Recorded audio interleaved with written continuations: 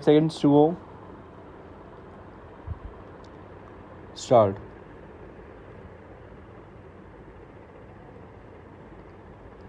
In view of the above, I am in complete agreement with the conclusions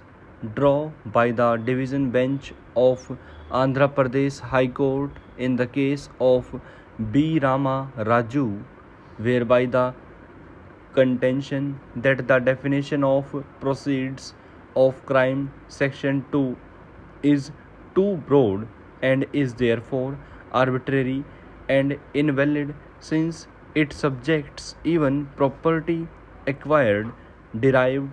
or in the possession of a person not accused, connected of aforesaid, and associated in any manner with a crime, and thus places innocent persons in jeopardy, does not merit acceptance.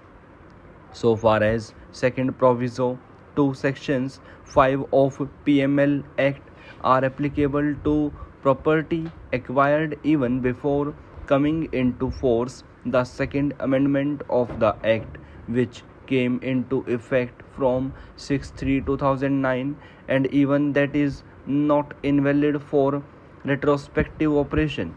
Thus, contentions of learned senior advocates in both the petitions that scheduled offences incorporated in the Second Amendment Act came into force with effect from 6/3/2009 are not applicable with retrospective effect, have no substance, and without merit.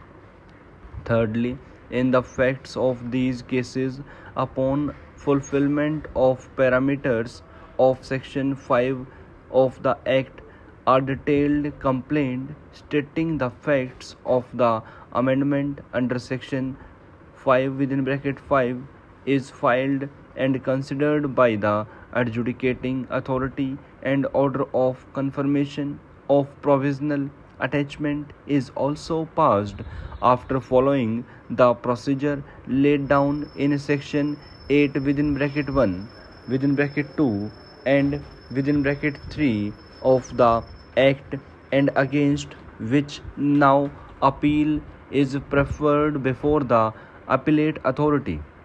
Further satisfaction of the authority is based on the material on record about involvement of property, value of the property obtained or derived from the proceeds of chronic and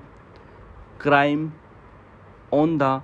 record about cases instituted by RDI CBI Directorate of Enforcement under FEMA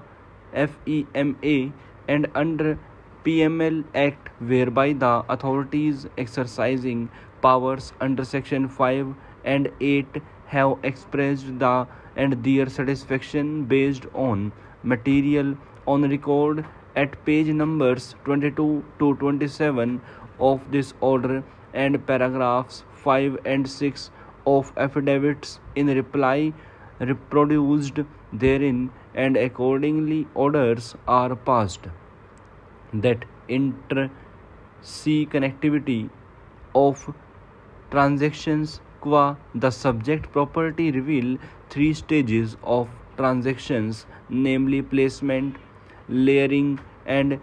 integration, and such aspects are considered by the authorities upon a detailed inquiry for which complaint was filed, and keeping it open for the appellate authority to pursue the record and contentions and submissions on law as well as facts on merit,